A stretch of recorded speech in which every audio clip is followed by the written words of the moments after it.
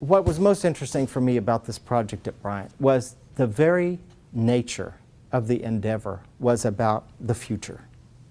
And what I found particularly exciting was the appetite and the desire to innovate and do something entirely new.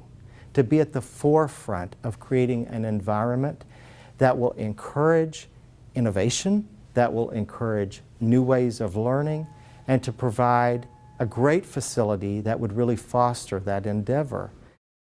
Bello 102, as well as the Ideation Lab, are both great examples of Bryant's innovative spirit in terms of trying to do new things, and those spaces, particularly Bello 102, are prototypical examples of the move away from traditional lecture-based instruction to much more active and engaged learning. The very nature of active, engaged learning means that all the participants have to do something. That idea of doing something is really fostering and generating the entrepreneurial spirit.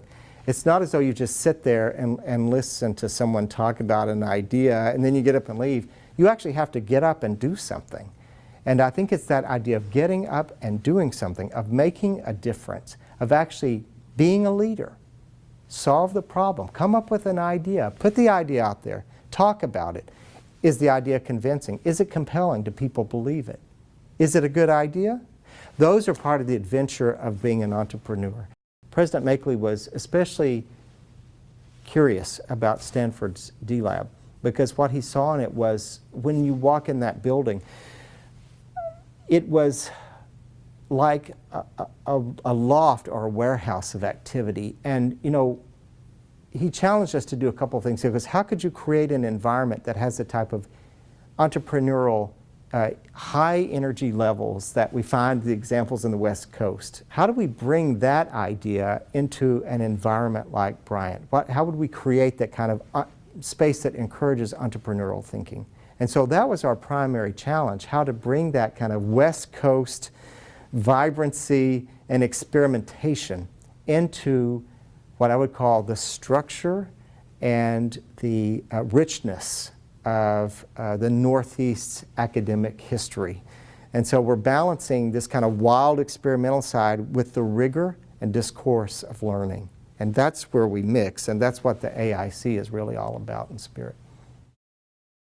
One of the significant design features of the Academic Innovation Center, beyond having incredibly flexible environments where faculty can promote active engaged learning by using a number of instructional modalities and activities for students, there's another component which is extremely important.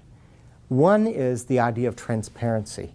The building will have a significant amount of glass inside.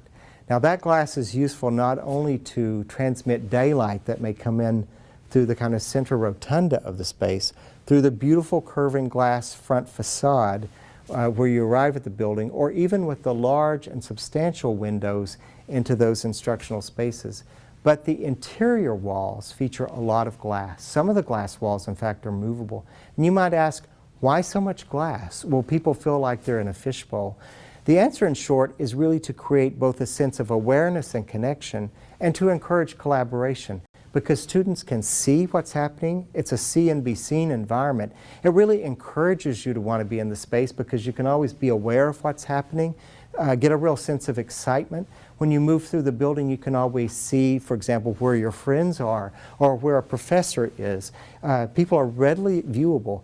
The glass also helps because rather than just saying the informal or breakout areas are all open where they might get noisy, the idea of glass can give you both a visual connection and some sense of acoustic privacy.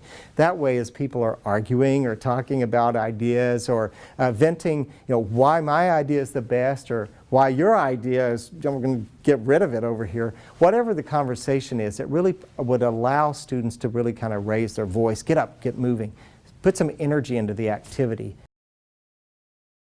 Recently, we presented the ideas of the design for the building with President Makeley. We had a packed space. Everyone was so excited to come and see what this building was all about. We were actually presenting it in Providence, Rhode Island.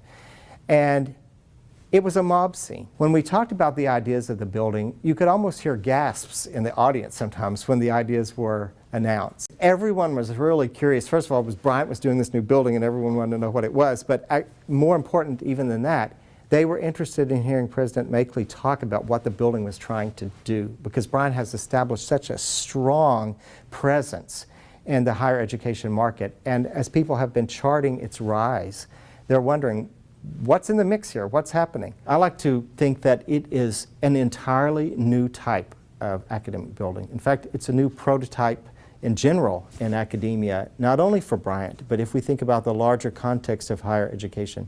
The ambitions were very high, and the appetite for innovation was right up there at the stars. And so for me, it was incredibly exciting from the very beginning, and frankly, I can't wait for the building to open.